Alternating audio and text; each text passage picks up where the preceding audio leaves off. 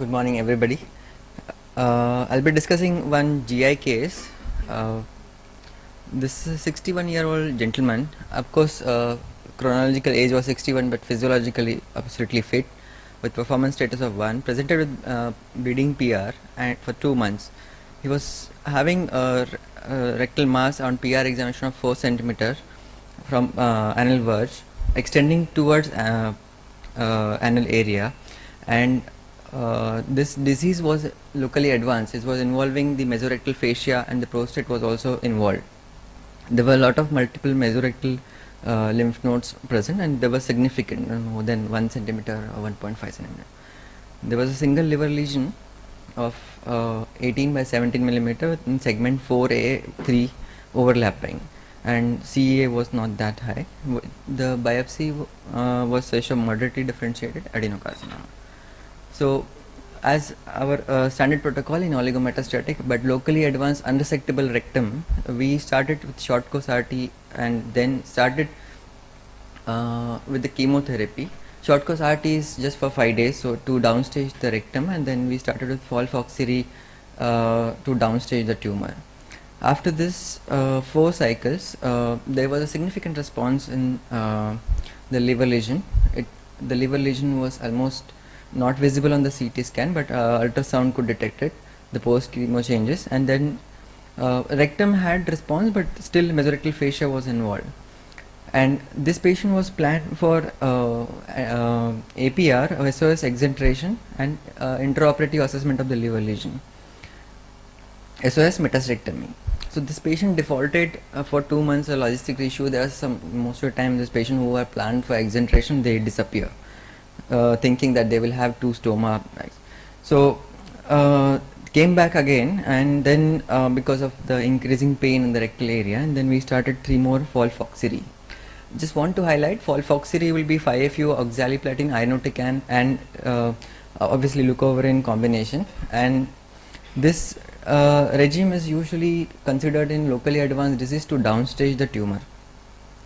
After 3 more folfoxyri, so total 7 cycles, in between there was a gap of 2 months, there was a disease progression. So mesorectal fascia was involved again, the prostate involvement was present, and there were 3 lesions in the liver as described in this segment, and the previous lesion also increased in from 18 millimeter to 25 millimeter.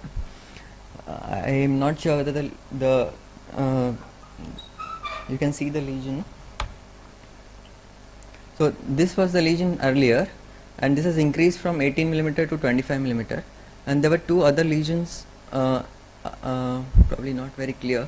The 2 other lesions also appeared in the scan. Now once we have used folfoxyri, it was a big dilemma in front of us. Now what is to be done next? Now patient was not affording for any target therapy, say cetuximab, bevacizumab or regorafenib, and though 61, he was young, physiologically young, fit patient, and there is no possibility to enroll in a clinical trial. We started with the palliative chemotherapy FOLFIRI, and we added celecoxib 200 mg BD and cyclophosphamide 50 mg once in a day, orally every day. Just to highlight, FOLFIRI would include same drug excluding oxaliplatin. So we were not very sure, but patient was and the family was keen to start chemotherapy, and that's why we started. We were not sure because after folfoxyri whether the patient would respond to FOLFIRI, but to our surprise, CT scan was showing partial response. The hepatic lesions regressed in size, and the largest lesion again came back to 16 millimeter. CE also came down, and this to surprise, mesorectal fascia was also free. So this lesion also, if you can possibly see, I'm sorry for the bad images, but this lesion has reduced in size, and other lesions are not visible now. So, and this was a rectal, of course this was still bulky, if you can make out, this was a still bulky lesion, but there was a fat plane between the mesorectal fascia and the tumor.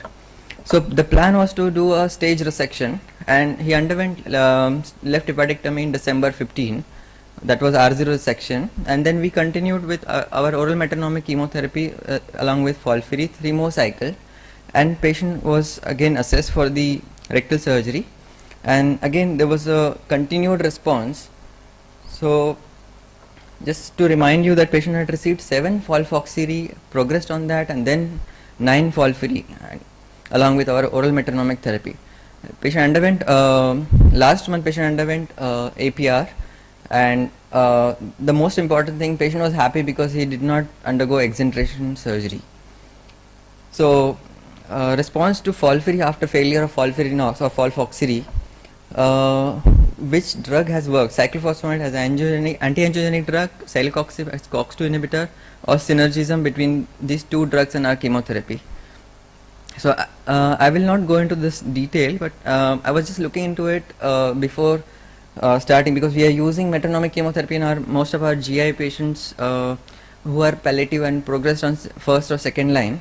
So this was a nice paper in colon, because there are not many data for colorectal tumors, and then whenever there is a data with colon cancer or rectal cancer, it will be capecitabine oral therapy. So they looked at notch 1, notch 3, notch 4, and the expression of these expressions were down regulated with the use of cyclophosphamide, and this has increased expression of DLL4, which was again found in these nude mice. This was also a nice paper. Obviously it was in breast cancer patient, but they had assessed for the safety and tolerability of cyclophosphamide or celecoxib combination, and the end point was clinical benefit rate, which was achieved. I mean, it was of course it was a kind of 46.5% of clinical benefit rate. I found this another interesting paper of 5FU based chemotherapy which was used in colorectal cancer, and they looked at caspase-3 level, and along with COX-2 inhibition. So the conclusion was that caspase-3 acts through COX-2.